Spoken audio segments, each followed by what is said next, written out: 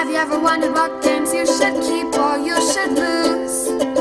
Find out here at Purge Reviews. My first escape game was something I saw at my local gaming store. It's like, this could be really, really fun for the kids. So we got it, we started playing it. Now when I played it, I had a 12-year-old, I got a 10-year-old, and I had a 4-year-old. The 4-year-old grew really, really bored. Like, finding the cards that are hitting around was okay, but in order for me to play with a 12 and a 4-year-old, the hiding had to be a little different. Now, some of the cards it tells you hide these in a harder spot, make these more accessible and easy, but my 4-year-old was bored very quickly and really didn't participate in the game very much.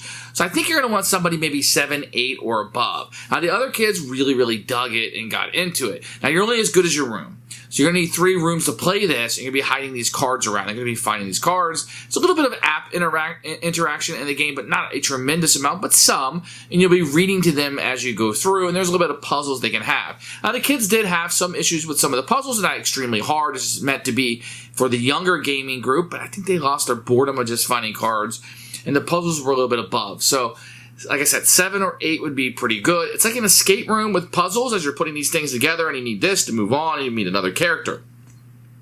I think it might have been better with more voice acting and more characters, like animation inside the app. I think that would have worked well. Maybe that would have made the price go up. This is not a very expensive game, but I think that it worked great for kids. If you're looking for an escape room for your little ones, this will be a great place to start and one I can easily recommend. So it's a play once, so it's a keeper for that, but I'll be purging it now because you've already played it. My first escape room game, this is 5 to 7. I tried playing this with my 4-year-old, didn't go over that great. And 2 to 5 children, but you can have a lot of children playing this if you wanted to. It's a little small box. Now this, I got this for $10. It was a very inexpensive game. And I think that's important when we're considering the components inside. So we'll take a look at the rule book in a few minutes, and we'll just take a look at the components. You're going to have a player mat, but first you're going to just have a little box here with some cards inside. Now this player mat isn't fantastic. It just kind of lays down and really doesn't do a whole lot for the last puzzle aspect of it.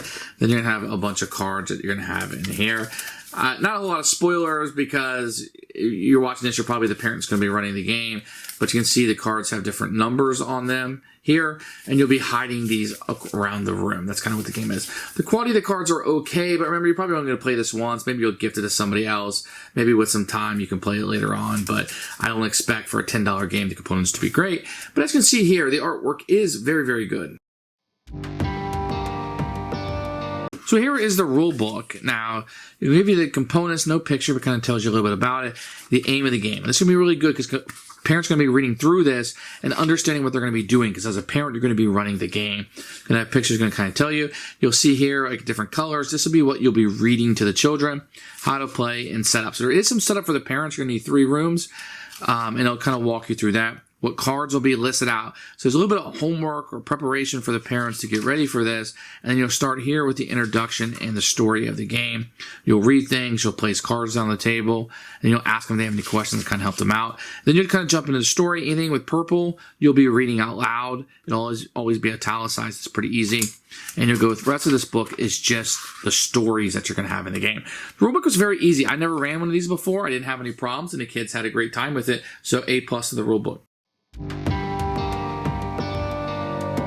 not going to spoil the game too much. So what you're going to do is, based on the rule book, you're going to have certain cards you're going to hide around the room. Some you will hide, it tells you in more difficult locations. Some will be easier, and the kids will find these. Sometimes they'll come across characters. This will be the first guy that you'll meet. He's kind of sending you on the adventure. And then you'll have little puzzles that you'll be doing. You can see kind of puzzle cards here, etc. And the little kids will be doing puzzles as they go through the game. Just like an escape room. So look around the room. They'll find something. Hopefully they'll find all the cards they need. If not, you can give them clues. And the book does give you some clues. So you can look in here if they have some questions about it. Or you can just kind of nudge them around. I don't want to do too much. It's a fairly simple game. They'll be finding these cards. And then they'll have to figure out what the puzzle is and how to kind of put this thing together. And they'll give information from the characters that they'll meet. There isn't an app. I think the app would have been a great integration into this, but for what you can see here, a deck of cards, there's a lot of game in this box. Who should buy this game? This is strictly for children. You're going to have an adult run the game. The other little kids, I would say 6, 7, 8, depending on how well they can concentrate. Not really how smart they are, because you can help them with the puzzles, but they're going to need concentration to be able to stay with all 3 phases of the game. So you're going to know if your kid meets that criteria or not. Really fun experience. I think I got mine for around $10. Well very good price and very good value for what you get. Keeper, we'll be getting rid of it because we already played it.